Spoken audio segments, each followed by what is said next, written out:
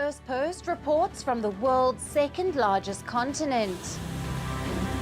Hello, I'm Alyson Grange. A very warm welcome from Durban, South Africa. We get you the news and the newsmakers from Africa.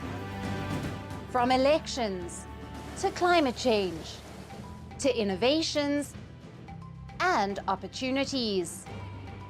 As the world's attention shifts, we report from Africa, the heart of the global South. Join me every weekday live on Firstpost.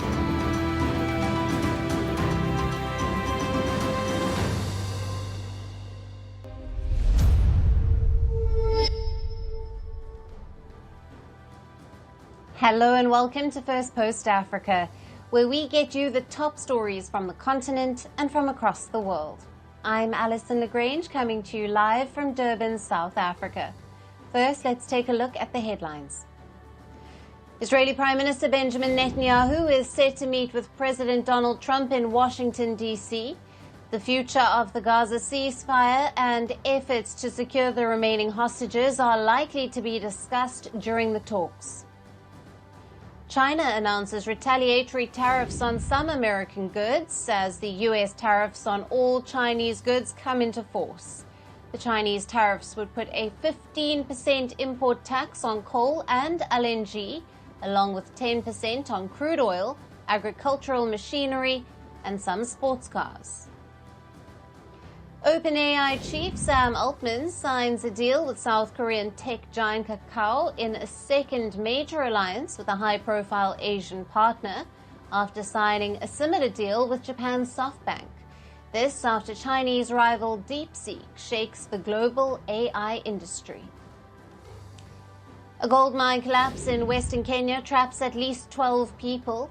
Authorities send a team of rescuers into the collapsed shaft in an attempt to reach the trapped miners.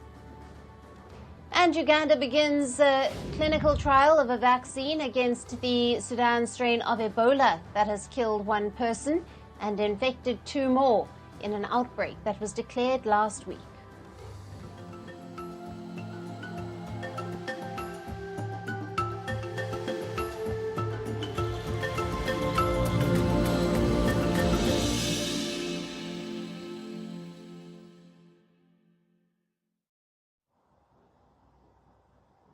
Hello and welcome. We start with the situation in the Democratic Republic of Congo. The Rwanda-backed M23 rebels have declared a unilateral ceasefire after days of fighting that has killed hundreds and displaced thousands. Rebels have cited humanitarian reasons for the ceasefire after they captured Congolese territory in the eastern parts of the country. The group now says it does not intend to seize any territory further, despite saying otherwise last week. It also added that it will hold on to its positions. The M23 rebels have seized Goma, the biggest city in the mineral-rich eastern region of DRC. It is also the capital of North Kivu province, the epicenter of years-long fighting in the country. The rebels had entered the neighboring South Kivu province and were advancing toward the capital of Bukavu, but they now say they have no plans to capture the city. Last week, they also vowed to march all the way to the capital Kinshasa and, quote-unquote, liberate the city. The pause in fighting comes after hundreds of thousands of people have been displaced. The United Nations says at least 900 people have been killed and 2,880 injured in the recent fighting in and around Goma since last week. The escalation in DRC has triggered reactions from other parts of the world. India has advised its nationals in South Kivu's capital of Bukavu to rush to safer locations. The advisory also states the reports of M23 being around 20 to 25 kilometers away from the capital Kinshasa city. About 25,000 Indian citizens live in the Democratic Republic of Congo. Around 1,000 of them are in Goma. The Indian government says its citizens in the captured city are all safe. Thousands fled Goma city after the latest fighting began. As the rebels have announced ceasefire, Some of them are making long journeys back home, while many are reluctant and fear violence and looting. This fighting reminds me of how we fled Kichenga after fighting broke out there, but it has now again followed me to Goma. My family and I decided to flee again to Rugerero in Rwanda, but I don't want to return to move to a decent place, like a city. That's why I say, those who wish to remain are free. It is their wish, but for my family and I, we are moving.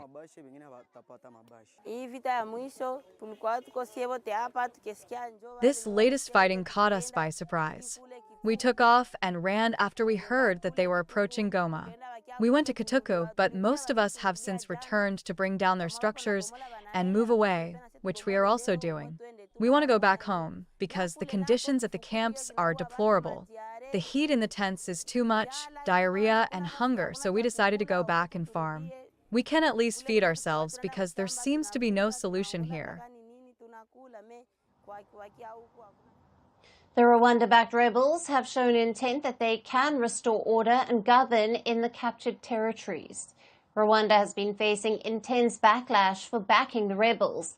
Meanwhile, Rwandan President Paul Kagame, who is the commander-in-chief of the Rwandan Defense Force, said in an interview that he does not know if his troops are present in the DRC. He added that his country will do anything to protect itself. Though Rwanda blames the DRC for supporting rival ethnic militia, it has been accused of using the M23 rebels to loot the DRC's minerals. Kagame will attend a regional summit with the DRC President Felix Tshisekedi this Saturday. Both leaders have been no-shows at previous talks attempting to broker peace between the two sides. Will the ceasefire and diplomacy work this time to restore peace in the DRC, which has been plagued by decades of fighting and unrest? Now, for more on this, we have with us Dr. Charles Sinkala, international relations expert, who is joining us live from Johannesburg, South Africa. Thank you for being with us. Thank you very much. It's a pleasure for inviting me.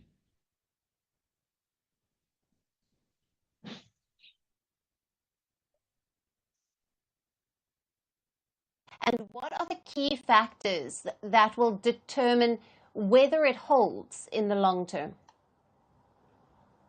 It is quite difficult in terms of having confidence in terms of the ceasefire holding, because there's quite a lot of questions that has been questioned all over and again. I've been listening to you talking about the M23 rebels are being backed by the Rwandese government, of which Rwanda has denied on several occasions. I don't know if you have even any proof thereof. But for the sake that Rwanda has denied any involvement of backing the M23, that also begs the question of who is funding them. You know, what are their agenda in terms of them fighting within the Democratic Republic of Congo? Issues of ethnicity and the borders, which has been put in the colonial times, has also made it very difficult. You know, I see most of them are being regarded as the Congolese, but Congo people or other Tutsis and the Hutus are saying they are not from Congo. The acknowledging of the M23 as a negotiating partner, I think it's a big mistake in terms of the government of the Democratic Republic of Congo. Once they legitimize them that they are part of the negotiating table, it also brings up issues in terms of the legitimacy of the government and what is happening. But as we have historically seen, that these M23, also known as the Nyamlenges, they've been there for many years, like more than 30 years. You know, most of the time they've been found themselves on the negotiating table for ceasefire. And mostly the ceasefire has been penned on the supply of their supply of their demands, and including financing their operations. So no sooner those finances and their operations has been met, they will continue the fighting for the territory. Right. And on that, with the M23 stating that they will hold their positions,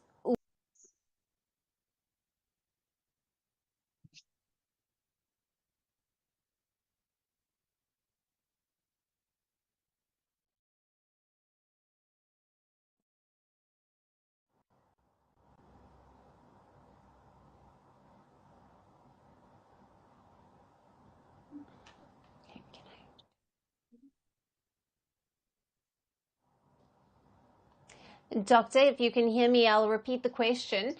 With the Please, I can hear you M23 now. stating that they will hold their positions, right? The M23 stated that they will be holding their positions. What challenges does this pose for the Congolese government and the ongoing peace efforts, especially in considering the displacement crisis and local community responses? Yes, I think the M23 now they've got power that they've been recognized by both the current government of Democratic Republic of Congo under Felix Tshisekedi, and as well as the regional organization, which is the East African Community, and as well as the international community. So they hold so much solid ground as they control most of the eastern part of DRC. Should their demands not to be met as they have itemized or put in the agenda of the negotiation, they will continue, to do what they do. And we hope that the arranged meeting between the president of the Democratic Republic of Congo and the Rwandese president Paul Kagame, it shall yield some results that will last within that. But for now, we can only hope for the best. Right. Doctor, thank you very much for being with us and for those valuable insights and all the latest out of Goma. Thank you.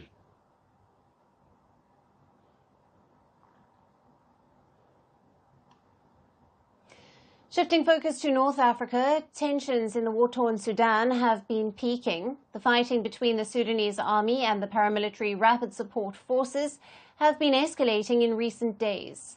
And their most common targets have become innocent civilians and marketplaces. In the latest, an attack by the RSF on a market in Durban has killed nearly 56 people. The deadly attack has overwhelmed the local hospitals. So why are the two warring sides attacking markets instead of military installations? And will the indiscriminate bombing of civilian areas ever stop? Our next report gets you the details. The crisis in war-torn Sudan has been escalating by the day. The army and the paramilitary RSF have been fighting head-to-head. Each side wants the upper hand over the other. And what are their most common targets for this? Densely populated areas and markets under each other's control. In the latest, an attack by the paramilitary RSF on an open market over the weekend has killed nearly 56 people and wounded at least 158 more. The deadly attack took place in a market in the Sudanese city of Durban. The majority of those killed in the attack were reportedly women and children. The attack on the market has also allegedly overwhelmed the city's hospitals, where mortuaries are filled with bodies of innocent civilians. The Sudanese authorities and the RSF have denied their individual involvement and blamed each other for the attack. The RSF and Sudan's army have been locked in a civil war since April 2023. The war has killed tens of thousands and sparked the world's worst humanitarian disasters. Moreover, the war has uprooted more than 12 million people and decimated Sudan's fragile infrastructure, forcing most health facilities out of service. Both sides have been accused of targeting civilians, including health workers. Indiscriminate shelling of populated regions, such as residential areas and marketplaces, have also become a common trend in recent months. To give some context, a Sudanese army strike killed 10 people and wounded over 30 in southern Khartoum earlier in January. Then, in December last year, a Sudanese military airstrike on a market in Kapkabia town in North Darfur killed more than 100 people. In October 2024, 23 people were killed in another military strike in southern Khartoum. Then a paramilitary attack on a market in El Fasher killed 18 people in September 2024. In the same month, a shelling at a market in Sennar killed 21 people and wounded another 67 people. But why are markets becoming the common targets for the RSF and the army? Well, there are a few reasons for that. The first one is economic disruption. Attacking markets and disrupting trade can significantly damage the overall economy of the areas under the control of the enemy. This can cause widespread economic hardship and potentially weaken the support for the enemy. The second reason is the psychological impact. Deliberately targeting markets can create fear and uncertainty among the civilian population and thus undermine the support of the enemy side. Moreover, the recent attacks on markets in Sudan, especially from the RSF side, could also be because of the intensive offensives that the army has launched against it in recent weeks. Sudan's army has taken back control of several bases in Khartoum, including its pre-war headquarters. It has also captured the capital city of Al Jazeera state from the RSF.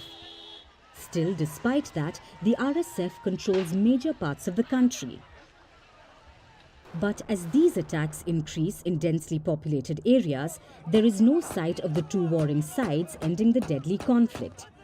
How many more markets need to be destroyed and how many more innocent civilians need to die for the two sides to come to the negotiating table?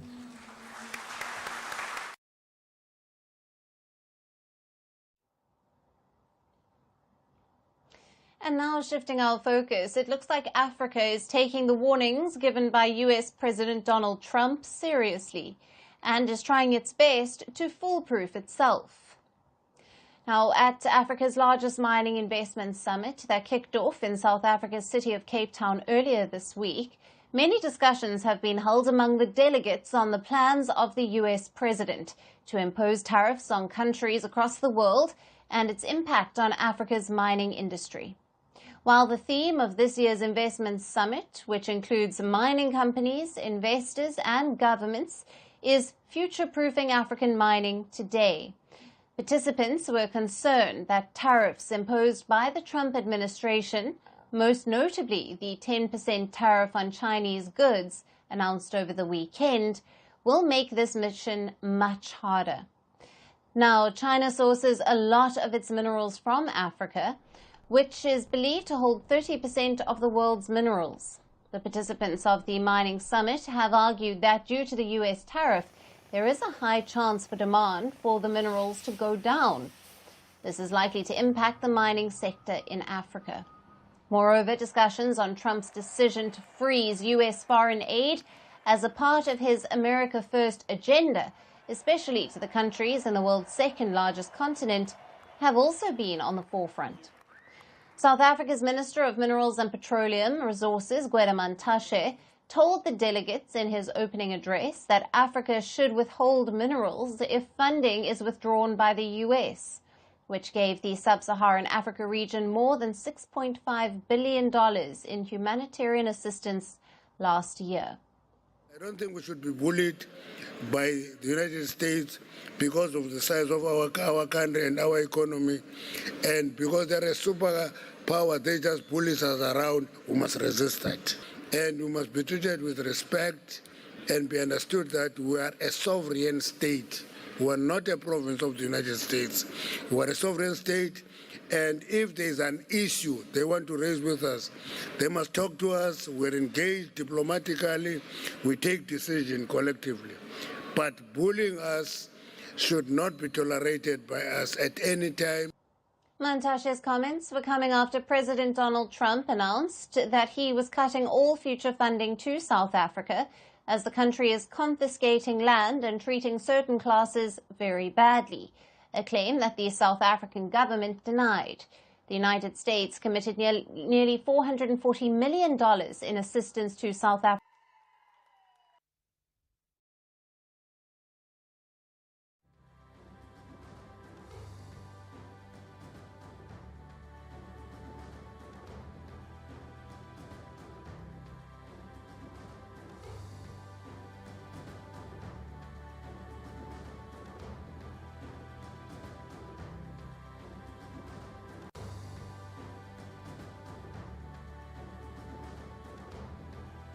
Growth and Opportunity Act, or AGOA, which allows African nations to export to the US without taxes. Concerns have also remained on the deportation of illegal immigrants from the US to Africa. But as the Trump presidency decides to impose tariffs which can indirectly impact Africa, as well as freeze its much-needed aid to the continent, will this boost the opportunities for countries like India, Russia, Saudi Arabia, and the UAE to strengthen their presence in the continent?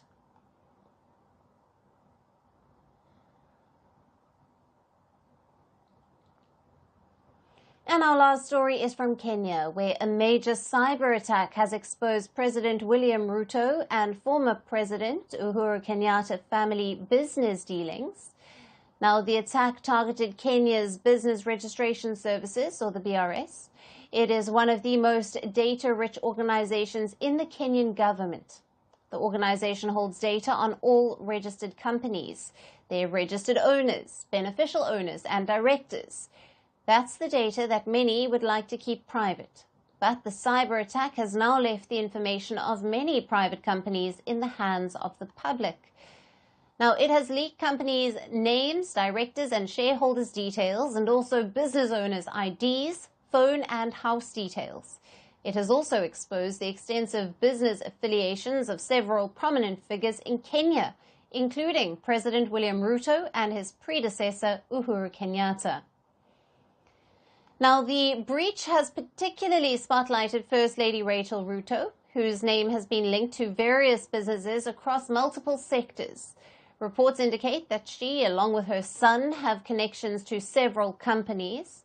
Her daughter is also identified as the owner of one of Kenya's most luxurious Airbnb properties. Then the former President Uhuru Kenyatta's business dealings were also among the exposed data.